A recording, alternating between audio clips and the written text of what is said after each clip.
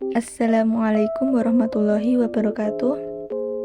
Perkenalkan, nama saya Nur Himatul Azizah dari kelas PGMI 3C, absen 9. Di sini, saya akan menjelaskan tentang pendekatan dan model-model pengembangan kurikulum.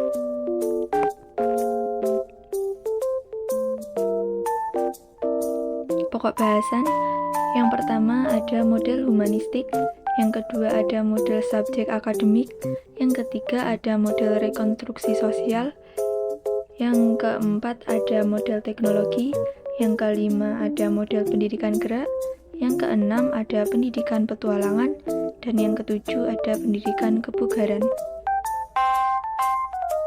Materi yang pertama yaitu model humanistik. Terkait dengan kurikulum, dalam pandangan humanistik, fungsi kurikulum lebih pada upaya penyiapan peserta didik dengan berbagai pengalaman naluriah yang sangat berperan dalam perkembangan individu. Tujuan pendidikan adalah suatu proses atas diri individu yang dinamis, yang berkaitan dengan pemikiran, integritas, dan otonominya. Dalam kurikulum humanistik, guru diharapkan dapat membangun hubungan emosional yang baik dengan peserta didiknya.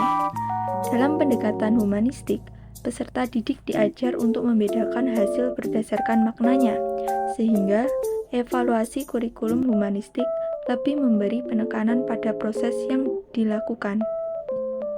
Kurikulum ini melihat kegiatan sebagai sebuah manfaat untuk peserta didik di masa depan. Selanjutnya yaitu ada model subjek akademik. Kurikulum subjek akademis berasal dari pendidikan klasik yang memiliki orientasi pada masa lalu. Para pemikir masa lalu menemukan semua nilai dan ilmu pengetahuan ini. Kurikulum ini berpusat pada isi pendidikan, di mana belajar ialah memahami sebanyak-banyaknya ilmu. Model konsep kurikulum ini merupakan model yang paling tua, di mana guru berperan penting untuk menyalurkan informasi materi pelajaran, memahami bidang studi yang diajarkan, dan menjadi contoh bagi siswa. Guru harus memperhatikan apa yang disampaikan dan cara menyampaikannya. Kurikulum subjek akademis berfokus pada proses belajar, mengajar, dan materi ajar. Ditinjau dari isinya, kurikulum model subjek akademik dibagi menjadi 3. Yang pertama ada correlated kurikulum. Kurikulum ini menekankan pentingnya hubungan antara organisasi materi atau konsep yang dipelajari dari suatu pelajaran dengan pelajaran lain tanpa menghilangkan perbedaan esensial dari setiap mata pelajaran. Yang kedua ada integrated kurikulum. Pola organisasi kurikulum ini memperlihatkan warna disiplin ilmu. Bahan ajar diintegrasikan menjadi satu keseluruhan yang disajikan dalam bentuk satuan unit. Dalam satu unit terdapat hubungan antar pelajaran serta kegiatan siswa. Yang ketiga ada problem solving kurikulum. Pemecahan masalah yang terdapat dalam kehidupan sehari-hari dengan menggunakan pengetahuan, keterampilan, dipahami dan digali melalui berbagai disiplin ilmu. Materi selanjutnya yaitu model rekonstruksi sosial. Kurikulum rekonstruksi sosial memiliki perbedaan dengan model kurikulum lainnya, di mana kurikulum rekonstruksi sosial berfokus pada berbagai masalah di masyarakat. Pendidikan merupakan kegiatan bersama, bukan pribadi. Interaksi atau kerjasama terjadi antara siswa dengan siswa, siswa dengan guru, siswa dengan sumber belajar lainnya, dan siswa dengan berbagai orang di lingkungan.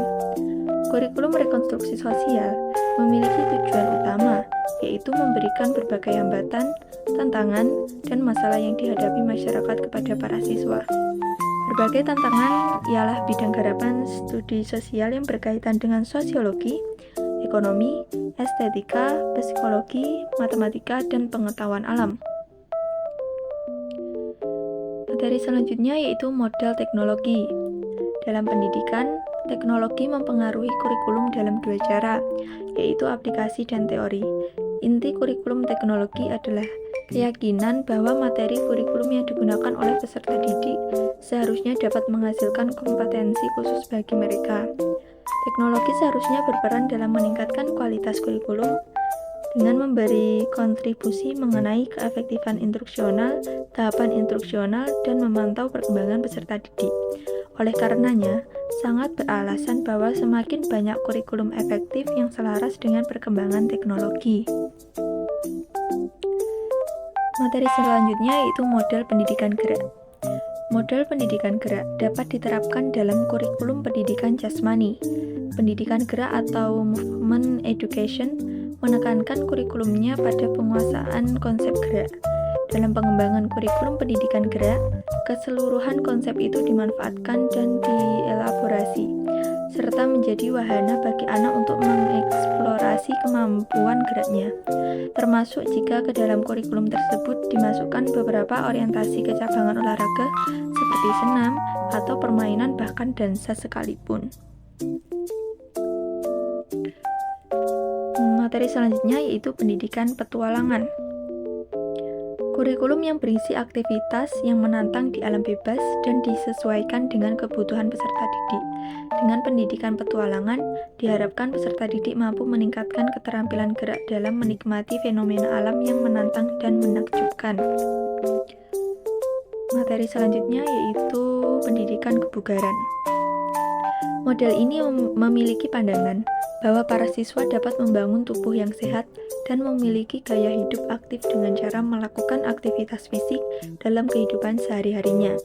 Pendekatan ini lebih didasarkan pada upaya pengembangan budaya hidup sehat kepada para siswa melalui kegiatan kebugaran jasmani. Sekian penjelasan dari saya. Terima kasih. Wassalamualaikum warahmatullahi wabarakatuh.